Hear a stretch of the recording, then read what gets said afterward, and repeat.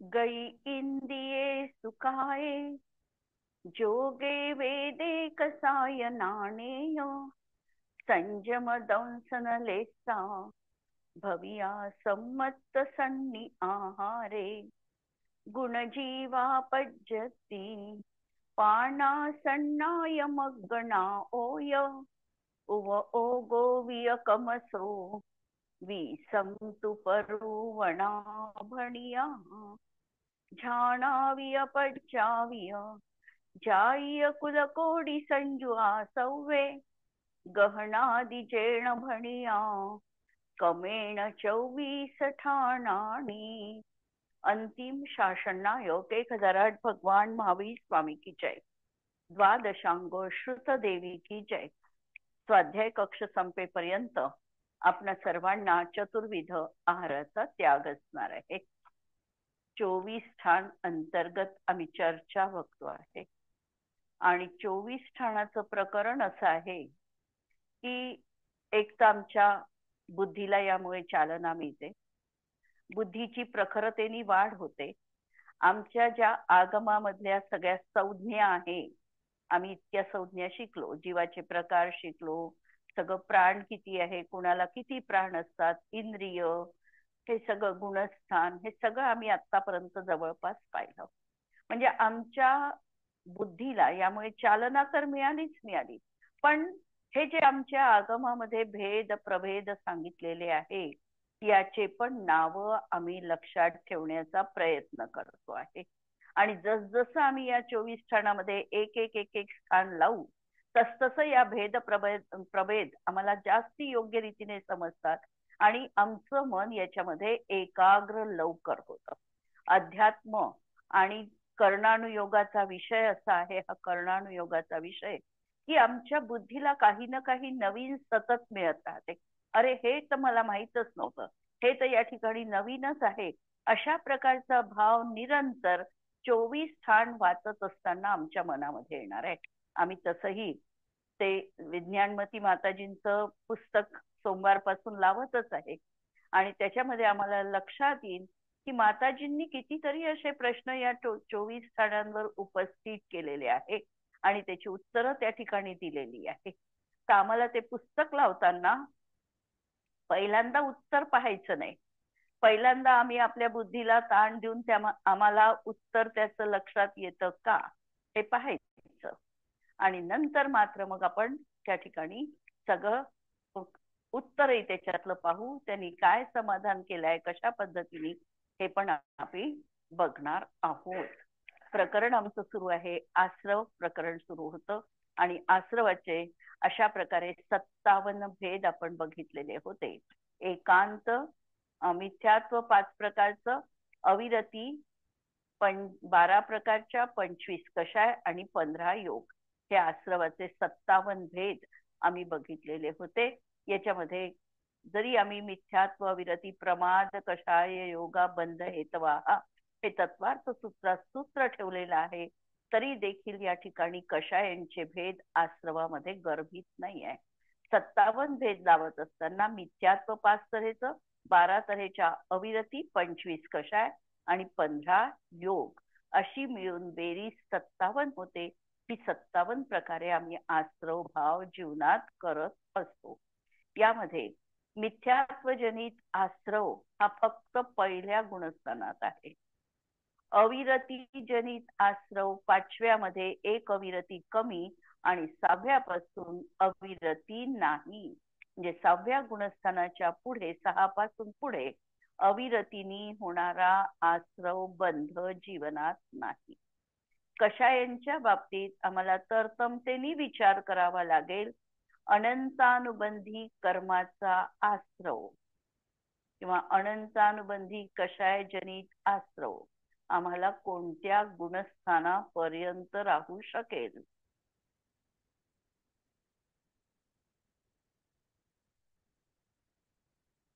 अनंतानुबंधी जनित दुसऱ्या गुणस्थानापर्यंत राहील, कारण दुसऱ्या गुणस्थानात अनंतानुबंधीचा उदय आल्याने दुसरं गुणस्थान होते.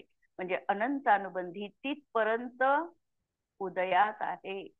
दुसऱ्याच्या पुढे अनंतानुबंधीनी होणारा आश्रव भाव नाही आणि म्हणून अनंतानुबंधीच्या उदयानी म्हणजे अनंतानुबंधीची बंध विच्छुत्ती झाल्यावर 25 प्रकारांनी होणारा आश्रव रुकल्या जातो. आता हे इतकं बारीक तरी नाही घेणार आहे, पण ठोकळ ठोकळ आम्हाला लक्षात घ्यायचंय. दुसऱ्या गुणस्थानापर्यंत अनंतानुबंधी जनित आम्हाला कषाय विद्यमान आहे. अप्रत्याख्यान जनित कषाय कुठपर्यंत आहेत? अप्रत्याख्यान कषाय 4थ्या गुणस्थान पर्यंत आहे. प्रत्याख्यानावरण कषाय हे 6व्या गुणस्थानापर्यंत आहे आणि पुढे 7व्यापासून पुढे संज्वलन कषाय आहे. 10व्याच्या शेवटच्या समयापर्यंत संज्वलन कषाय विद्यमान आहे आणि म्हणून कषायांनी होणारा आश्रव 10व्या गुणस्थानापर्यंत आहे. आणि योग हा योग पहिल्या गुणस्थानापासून 13व्या गुणस्थानापर्यंत होणारा योग आहे. आता प्रश्न आहे, आम्हाला जो स्थिती आणि अनुभाग बंद होतो हा कशामुळे होतो?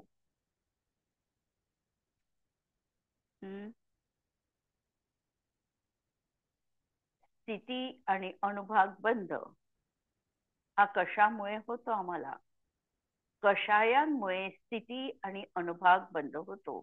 जोगा पयडी पदेसा ठिदी अनुभागा कसा यदो होंदी.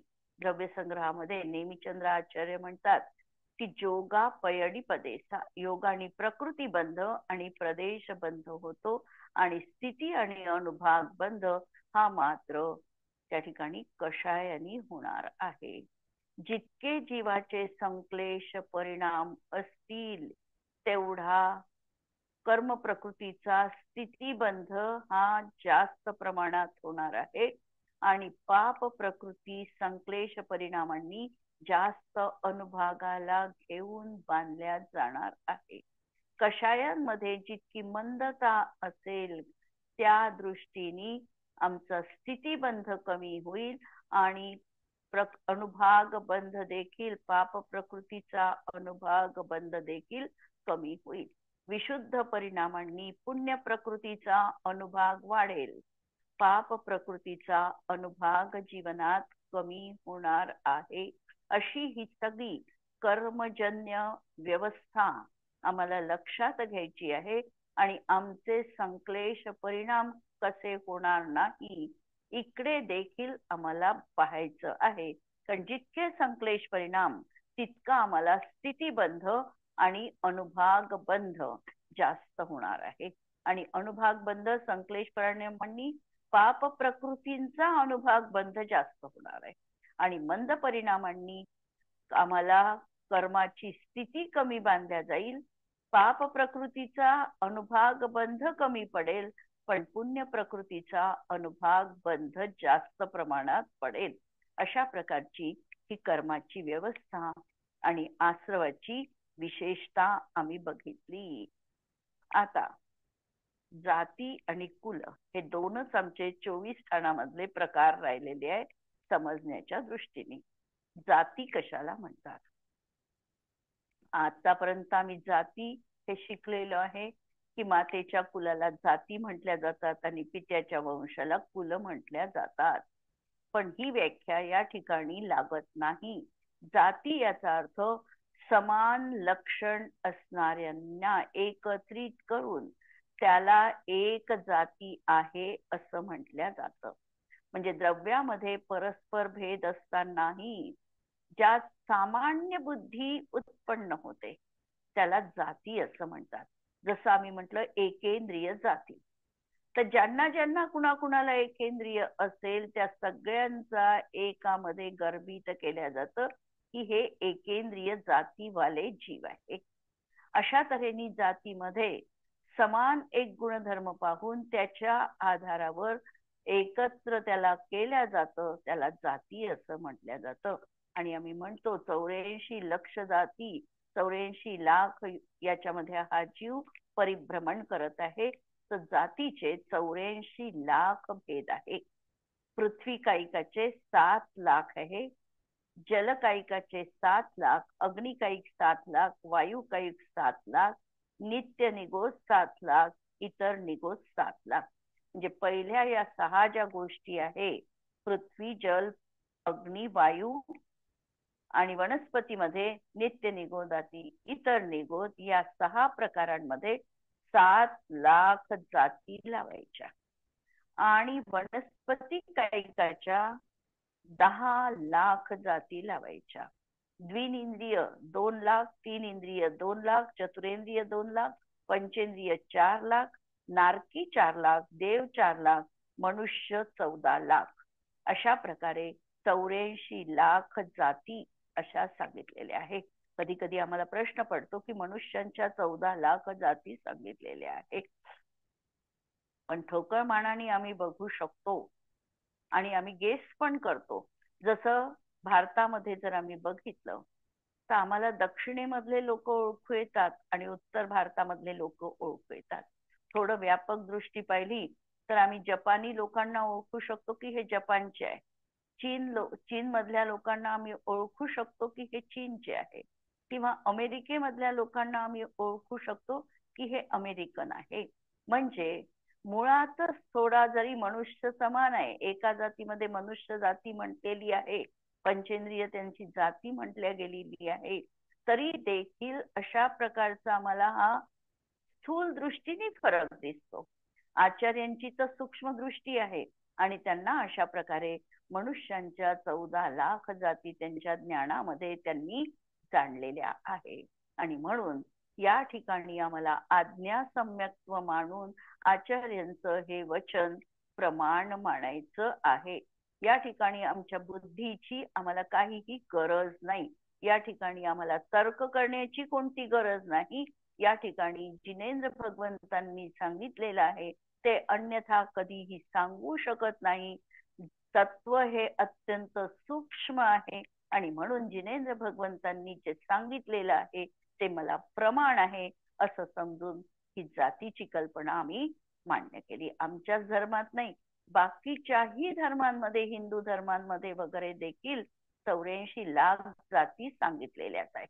184 योनी माझी, जीव घेऊनी वेश, असे नाना तऱ्हेचे जीवानी वेश धारण केलेले आहे. पृथ्वी कायिकामध्ये 7 लाख जाती सांगितलेले आहे, जे कितीतरी प्रकार त्या ठिकाणी आहे. आणि दुसरं नंतरचं प्रकरण आहे कुल कशाला म्हणतात. जातींचे जे आणखी भेद प्रभेद आहे त्याला कुल असं म्हटल्या जातात.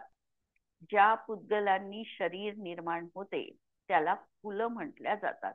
जसं आता अनेक ठिकाणी आपण बघतो, अनेक ठिकाणच्या मातीचा रंग हा वेगवेगळा असतो.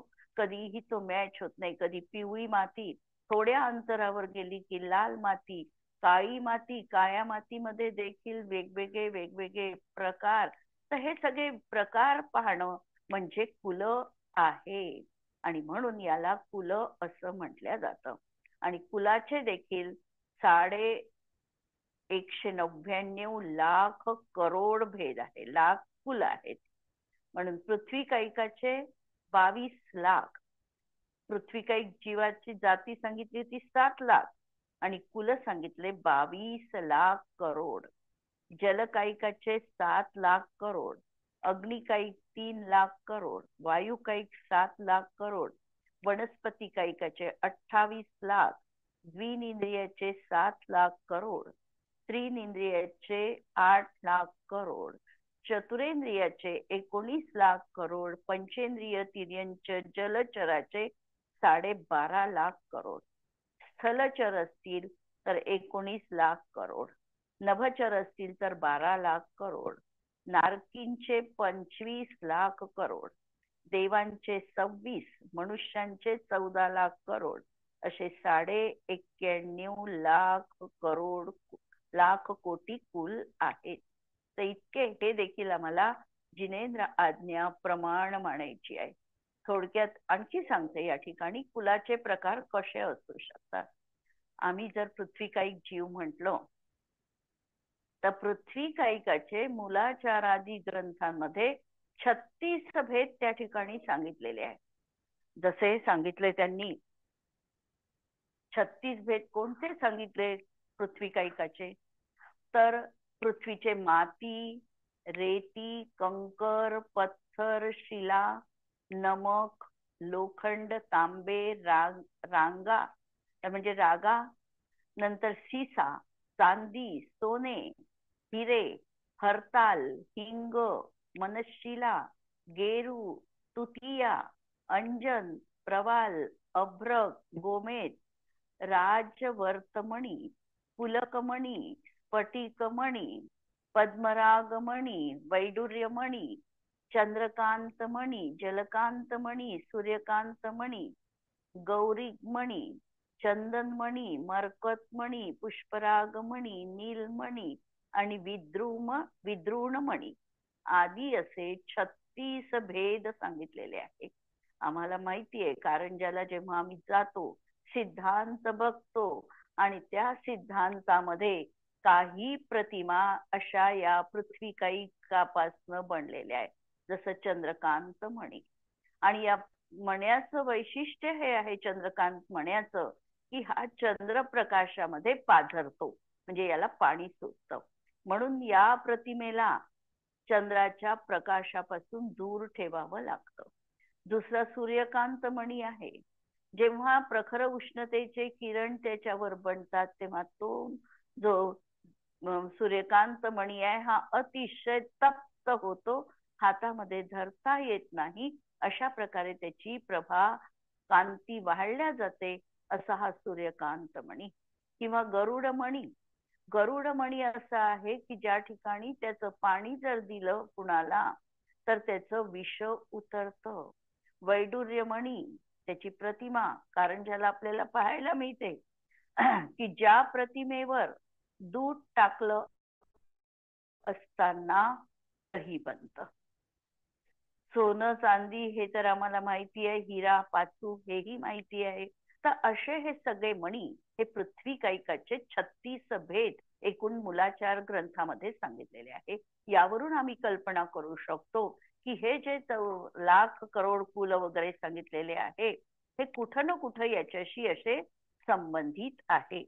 नंतर जलकायिक जे जीव आहे तर जलकायिकाचे सुद्धा शुद्धोदक, घनोदक, ओस, हिम, गारा आदी भेद सांगितलेले आहे. म्हणजे जलकायिक जीव देखील ओस म्हणजे दवबिंदू, नंतर ज्या गारा पडतात त्या गारा, शुद्ध पाणी, घनोदक असे भेद आहे. तेजकायिक जीव म्हणजे अग्निकायिक जीवाचे अंगार, ज्वाला, अर्ची, मरमूर, अग्नी इत्यादी भेद सांगितलेले आहे. आणि वायुकायिक जीवाचे घनवात, तनुवात, गुंजा, मंडली, उत्कली आदी भेद सांगितलाय. म्हणजे जो सो सो सो सो आवाज करून वाहतो तो असा मंडली नावाचा वायू. म्हणजे अशा अनेक प्रकार त्या ठिकाणी सांगितलेले आहेत, ज्याला आम्ही आज सायक्लोन वगैरे म्हणतो.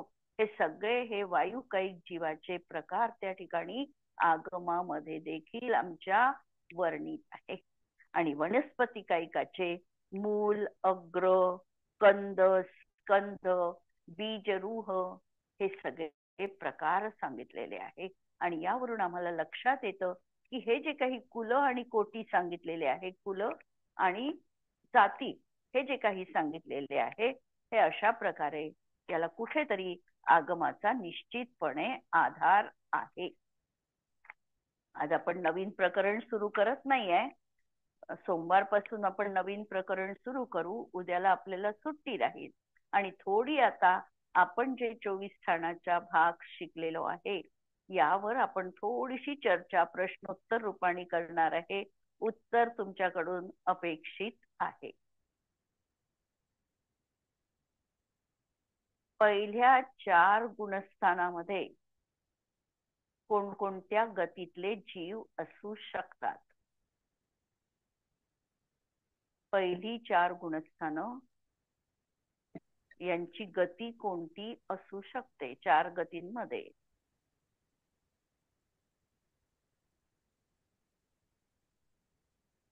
थोडं 1 ते उत्तर 4. दिलं तर बरं राहील. 1 ते 4 1 ते गुणस्थान.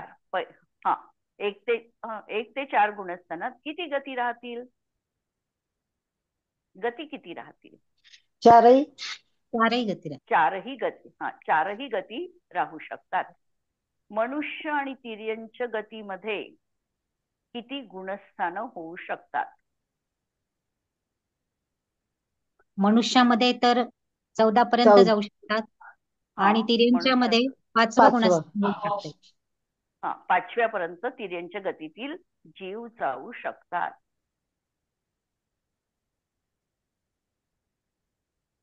पहिल्या गुणस्थानामध्ये किती कायिक वाले जीव असतात?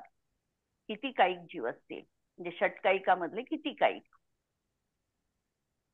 सगळेच असतील. सगळेच असतील. सगळेच असतील म्हणजे षटकायिक जीव पण. सहा. षटकायिक पण जीव राहतील.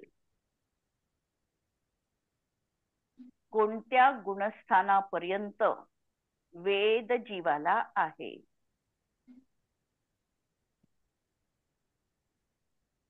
वेद कषायाचा उदय कोणत्या गुणस्थानापर्यंत आहे? 8व्या गुणस्थान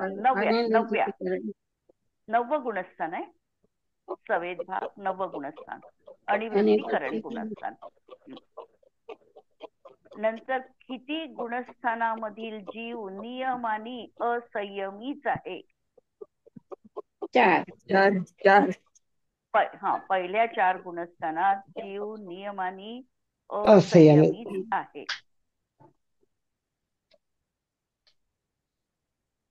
साहिलेशा कोणत्या गुणस्थानात असू शकतात? पहिल्या चौथ्या पण हो. म्हणजे पहिल्या 4 गुणस्थानात साहिलेशा असू शकतात. कारण नरकामधल्या जीवांना पण सम्यक्त्वाची प्राप्ती होते आणि नरकात अशुभलेशाच आहे आणि त्यामुळे पहिल्या 4 गुणस्थानात साहिलेशा असू शकतात. किती गुणस्थानानंतर जीव भव्य म्हटल्या जातो? 4थ्या गुणस्थानानंतर. 4थ्या गुणस्थानानंतर. दुसऱ्यात भव्य नाही आहे का? दुसऱ्यापासून नाही आहे, पण पहिल्यांदा तर 4थंच गुणस्थान होईल. हो बरोबर आहे. म्हणजे एकदा 4थं गुणस्थान झालं की 4थं गुणस्थान झालं की भव्य. भव्य आहे. म्हणजे पहिल्याच गुणस्थानात जीव अभव्य आहे, दुसऱ्यापासून तो भव्यच आहे.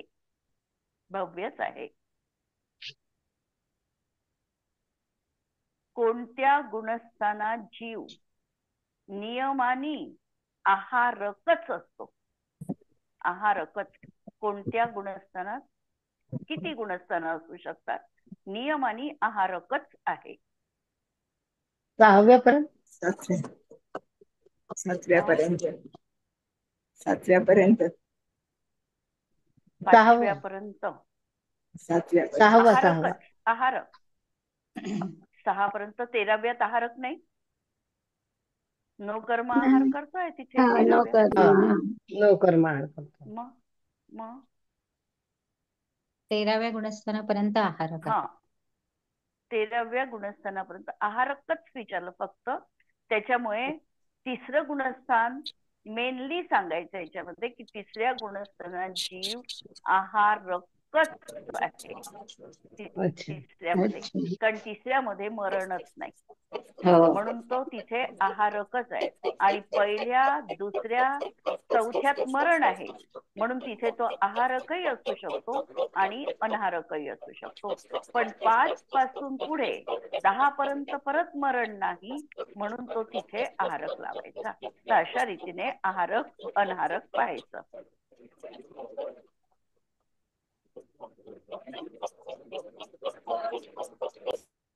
चारही संज्ञा कोणत्या गुणस्थानापर्यंत असू शकतात? 3 गुणस्थानापर्यंत. 4थ्या गुणस्थानात भय नाही राहणार ना, तो अविरत सम्यक गोष्टी आहेत. 3 गुणस्थानापर्यंत.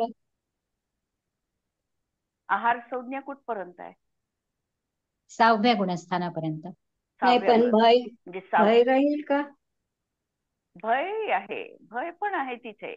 भय संज्ञा 8व्यात जाते 6व्यामध्ये आहार संज्ञा, 8व्यामध्ये भय संज्ञा, 9व्यामध्ये मैथुन संज्ञा आणि 10व्यामध्ये परिग्रह संज्ञा.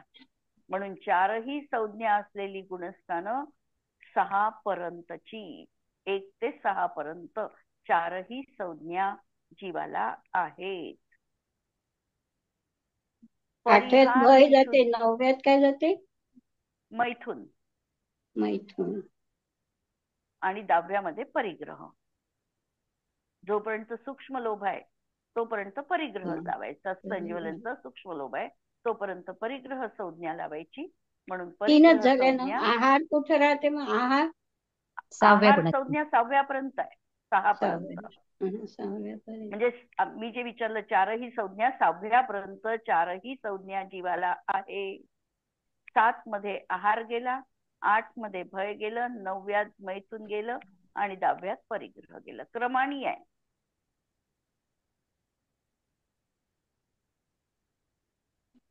परिहार विशुद्धी संयम कोणत्या गुणस्थानात असतो? 6व्या. 6व्या. 7व्या गुणस्थान. 7व्या आणि 6व्या दोनही गुणस्थानात लावायचं. 6 आणि 7 गुणस्थान परिहार विशुद्धी संयमाची गुणस्थानं आहेत. यथाख्यात संयमाची कोणती गुणस्थाने आहे? 13 आणि 14. 13 आणि 11. नाही, 11, 12, तो खाली येते ना. यथाख्यात 11तच त्याला 11तच त्याला यथाख्यात संयमाची प्राप्ती झाली आहे. 11 पासून पुढची गुणस्थानं यथाख्यात संयमाची. 11 पासून पुढची. कारण तिथे कशाय गेल्यामुळे यथाख्यात संयम फक्त तिथे उपशमित आहे. तो खाली येईल पण आहे तर तो यथाख्यात संयम वालाच आहे. म्हणून 11 पासून पुढची गुणस्थानं ही त्या ठिकाणी लावायची. कोणत्या गुणस्थानातील ज्ञान मिश्र ज्ञान आहे? साधन. कोणत्या गुणस्थानात मिश्र ज्ञान आहे? तिसरं मिश्र गुणस्थान आहे. तिसऱ्या गुणस्थानात मिश्र गुणस्थान आहे ना. तिसऱ्या गुणस्थानात तेथे मिश्र ज्ञान आहे. आहारक कायोग म्हणजे आहारक कायोग हा कोणत्या गुणस्थानात प्राप्त होतो? म्हणजे आहारक वृद्धी ही कोणत्या गुणस्थानात प्राप्त होते? 6व्या गुणस्थानात. 6व्या. आहारक वृद्धीची प्राप्ती 7व्या गुणस्थानात होते आणि ज्या वेळेला आहारक वृद्धीचा उपयोग करतात तेव्हा गुणस्थान 6वं असतं. आहारक वृद्धीची प्राप्ती 7व्या गुणस्थानात होते. प्राप्ती. आणि जेव्हा त्याचा ते उपयोग करतात तेव्हा त्यांचं गुणस्थान 6वं असतं. पहिल्या गुणस्थानामध्ये 57 आश्रवांपैकी किती आश्रव राहतील? काय? पहिल्या गुणस्थानात 57 आश्रवांपैकी 57 किती आश्रव? 57 पूर्ण 55 राहतील. मग काय कमी होईल? आहारक दिक कमी होईल. कारण आहारक दिक हे 6व्या गुणस्थानात असतं आणि इथे मात्र आहारक आणि आहारक मिश्र हे 2 योग राहणार नाही.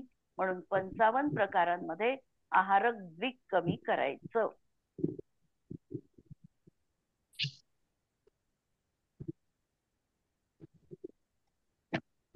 मनपर्यय ज्ञानाची प्राप्ती म्हणजे मनपर्यय ज्ञान कोणत्या गुणस्थानापासून कोणत्या गुणस्थानापर्यंत असू शकतं?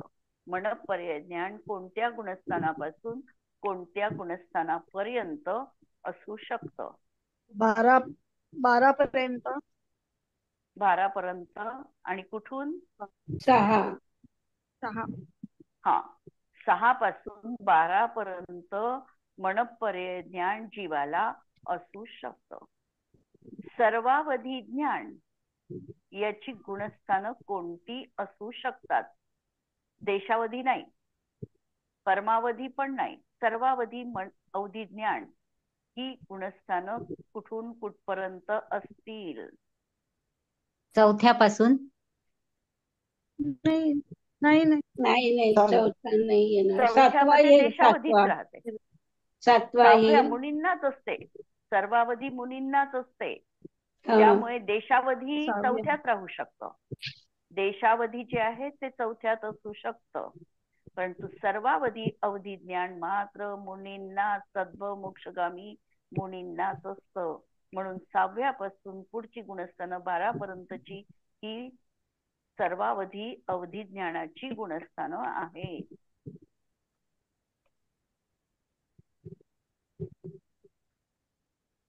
संज्वलनचा एकच कषाय विद्यमान आहे असं कोणतं गुणस्थान आहे?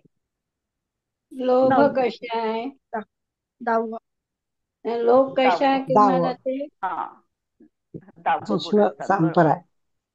सूक्ष्म सांपराय की तिथे संज्वलनचा केवळ एकच भेद आता विद्यमान आहे. सूक्ष्म सांपराय. क्षायोपक्षमिक दर्शन, क्षायोपक्षमिक दर्शन हे कोणत्या गुणस्थानमध्ये असणार आहे? याची गुणस्थानं कोणती? क्षायोपक्षमिक सम्यक्त्वाची 4 ते 7. 4 ते 7 क्षायोपक्षमिक गुणस्थानं 4 ते 7 मध्ये. औपशमिक सम्यक्त्व यामध्ये औपशमिक सम्यक्त्वाच्या कोणत्या भेदामध्ये मरण संभवनीय आहे? द्वितीयोपशम. द्वितीयोपशमामध्ये मरण संभवनीय आहे. प्रथमोपशम सम्यक्त्वात मरण होत नाही. द्वितीयोपशम सम्यक्त्वात ज्याचं मरण होईल तो कोणत्या देवगतीचं. आयुमध्ये? तो देवगतीतच जातो. देवायू. हा, देवायुमध्येच तो जातो.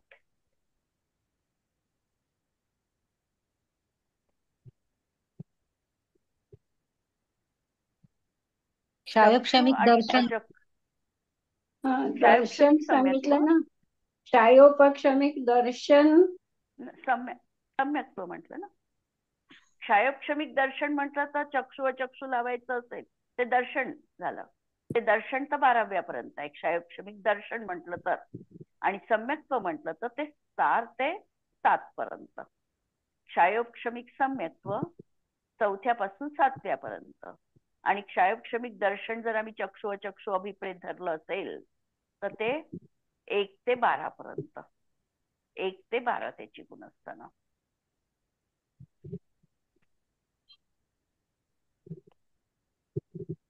तुमचा काही प्रश्न असेल तर? तुम्ही लेशा सांगितल्या, क्षायोपशमिक दर्शन. काहाही लेशा. 1 ते 4 गुणस्थानात. तर शुक्ल लेशा क्षायोपशमिक अशी काही नाही. 1 ते 4 गुणस्थानापर्यंत शुक्ल लेशा, म्हणजे पुढच्या ज्या 3 लेशा आहे पीत पद्म शुक्ल, तर ते कसं लावायचं? किंवा देव आहेत ना, देवगती मधले जे जीव आहे त्या सगळ्यांना 3 त्यांच्यासाठी शुभलेशाच असतात. त्यांच्यासाठी 3 पीत शुभ पद्म लेशा. आणि शुक्ल. शुक्ल म्हणजे लेशा. सौधर्म स्वर्गातले देव असतील, ईशान स्वर्गातले सगळ्यांना ह्या लेशात 3 शुभच राहतात. त्याच्यामुळे तिथे शुभलेश आहे. आणि इकडे नरकाच्या अपेक्षेने पाहिलं तर 3 अशुभ लेश आहे. अशुभ. आणि मनुष्य आणि तिर्यंच्या अपेक्षेने काही लावलेले आहे. परंतु सम्यक्त्व होताना कृष्ण लेशा असेल तर ती मंद मंद तम व्हायला पाहिजे. अशा तऱ्हेचा तिथे फरक केलेला आहे. क्षायोपशमिक दर्शन म्हणजे चक्षु म्हणायचं असेल तर तर चक्षु दर्शन तर 1 ते 12 पर्यंत लावू शकतो ते या अपेक्षेने. पण मला तिथे अभिप्रेत क्षायोपशमिक सम्यक्त्व हाच भेद होता. पण दर्शन लावायचं असेल तर असं 1 ते 12 पर्यंत आपण क्षायोपशमिक दर्शन लावू शकतो. औदैक ज्ञान कोणत्या गुणस्थानापर्यंत राहील? 13. 12 पर्यंत आहे. 13 तर 12 पर्यंत आहे. 1 ते 12 औदैक ज्ञान आहे. आणि क्षायोपक्षमिक अज्ञान हे कुठपर्यंत राहील? चौथ्यात जाईल, म्हणजे चौथ्यात नाहीये. हा, चौथ्यात नाही, म्हणजे 1 ते 3 पर्यंत आहे. एकच प्राण कुणाला राहू शकेल, एकच प्राण, आणि तो कुठे राहील? 13व्यात. नाही, 13व्यात एकेंद्रिय 4 जीवांना प्राण 4 प्राण असतात. 4 प्राण आहेत. एकेंद्रिय जीवांना 4 प्राण असतात, हो. एकच प्राण, आणि तो कुणाला राहील? 13व्यात. 14व्या मध्ये 14व्या आयु गुणस्थानामध्ये. प्राण, फक्त 14व्या गुणस्थानातील अयोग केवली जिनांना एकच आयु प्राण तेवढा राहील. ठीक आहे, थांबूया आपण इथे आज. श्रुती म्हणू. प्रथमोपशम सम्यक्त्व कोणत्या गुणस्थानात होते ताई? प्रथमोपशम सम्यक्त्व 4थ्या मध्ये प्राप्त होतं, आणि प्रथमोपशम सम्यक्त्व 1 ते 7 पर्यंत राहू शकतं. प्रथमोपशम सम्यक्त्व 4 ते 7, 4 ते 7 गुणस्थानामध्ये प्रथमोपशम सम्यक्त्व असू शकतं.